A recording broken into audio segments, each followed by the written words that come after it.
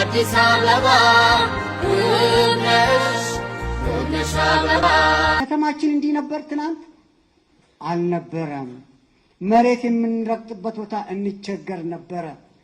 እንደ ማሳያ መጥቀስ እችላለሁ። ብዙ ዓመታት አዲስ አበባ ውስጥ ስለኖርኩኝ።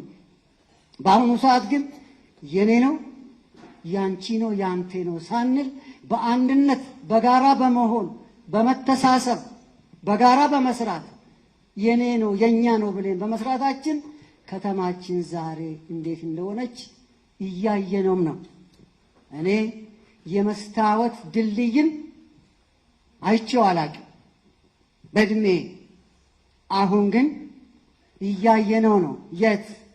ራስ መኮንን ድልድይ ቅድም ሲነሳ የነበረው በስክሪኑ 70 ደረጃ 40 ደረጃ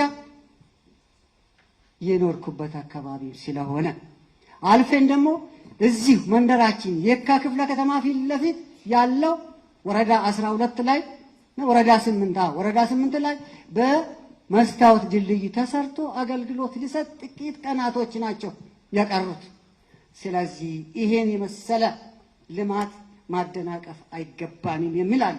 አይባስ ፍቅሯን ተርባ ይሄው ጉድ ሰራችን ዲሳባ ዲሳባ አዲስ አበባ